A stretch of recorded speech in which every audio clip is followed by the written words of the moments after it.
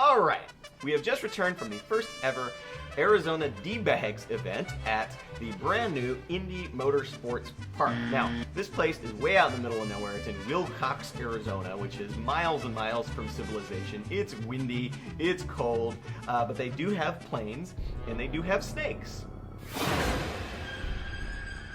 So you've probably heard that the EPA is trying to get into the race car business. God help us. So OMG, the big Mercedes S-Class team, they decided they were going to be EPA agents for this. They went around testing everybody's tailpipes. It was spectacular. So we had a couple of SoCal teams make the trip out to Arizona for this. One of them was one of our all-time favorites, the Neon car, in their first out-of-state race.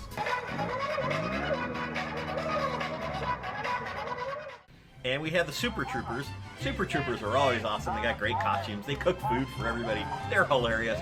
So they were honking along in this thing on Saturday. Diff completely exploded.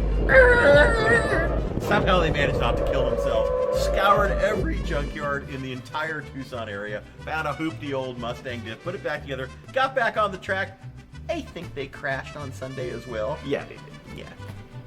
So this is Arizona, and they're near the Mexican border, and I'd say it's Trump country. I think it's fair. Safe to say. So we brought Dave Montoya, our resident LeMons Mexican, and of course we had to do a penalty where they built a wall around him.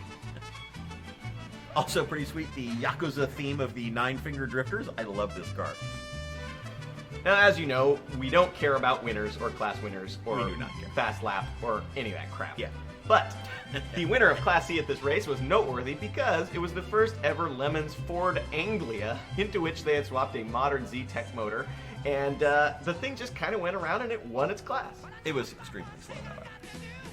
All right, so we got to talk about the Rambler here. So last year there was K at Forward, this horrible Aries K-Wagon went all over the country, team to team to team, ran a bunch of races. Okay, that was awful. So this year they were going to do that with a 49 Nash. Yeah, but at Barber, Yeah. it was being driven by a automotive journalist, then it got hit by another automotive journalist and flipped over. And totaled. Yeah. So Corey Dickman said, wait a minute, I've got this horrible Rambler LeMons car, 1962. I would love to get rid of it. I will give it to these guys. So now a Rambler is going around the country. It did get to Indy. It blew up many times on the way. It ran the race. When it left Indy, it blew up many more times, but you will be hearing about this terrible car again.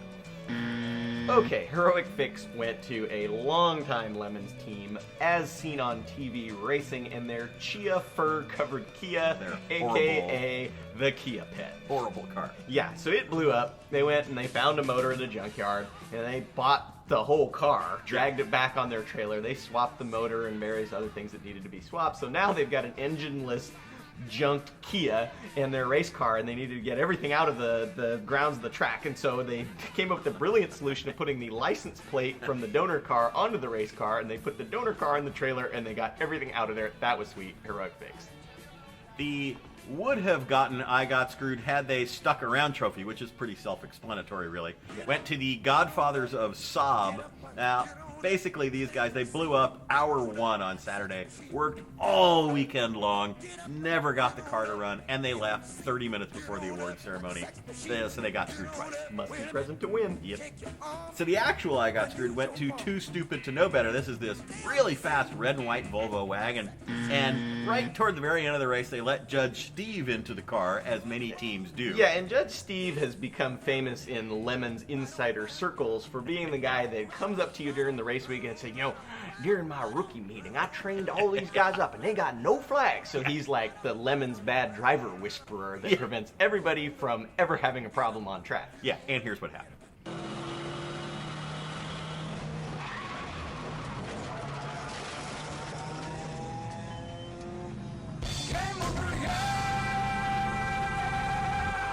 This is what happens when Steve McDaniel borrows a car. So Judge's choice for this race was well-deserved. It went to Team Todd's Last Days in their Honda CRX. Now, Todd is a gentleman who is about to get married, and his buddy said, you know what we should do for a bachelor party? A LeMons race. And that was all fine, but the only date that worked out was this Arizona event, and the only problem was they're in Maryland. And so they decided, well, I guess we're going to do this. We got to tow from Maryland to Arizona, and that's what they did, and it was amazing. They had a great time. Judge's choice. All right, that gets us to the organizer's choice. Now, these guys brought an E36, and most people who bring an E36 say, well, how do I get this fine German performance car through with no penalty laps? I say, well, dude, just make it into a garbage truck or something. Yeah, and 99.9% of E36 guys are mentally incapable of, oh, I can't, weight distribution. And, The coefficient of drag. Won't be, quarter exit speed won't be. Well, these guys, they said, we're going to make it into a garbage truck. And they didn't just screw around. I mean, they took steel, welded it on, made a garbage truck. They were picking up garbage in the pits. They were fantastic. And you know what they got out of it? Organizer's choice. And no penalty laps. There you go.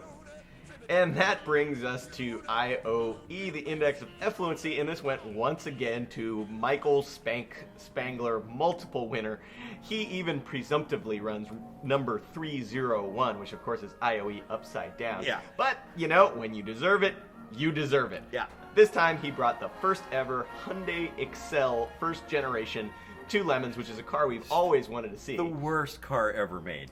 And so there was this whole subtext of this Sigmund Rhee Korean War thing, but the real highlight was the fact that Spank himself dressed up as the kind of gentleman who would have bought the cheapest car on the market in 1986. So he had a mullet.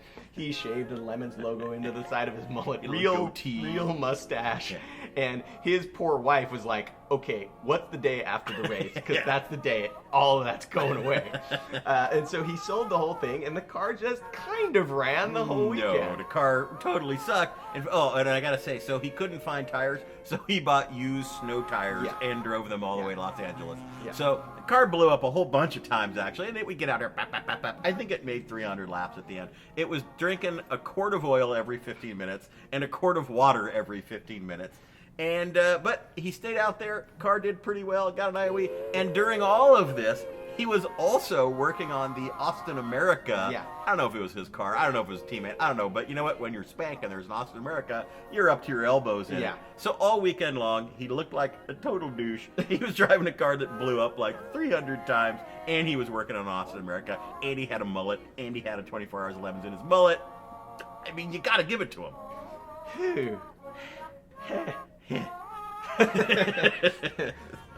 Here's LeMons in a nutshell.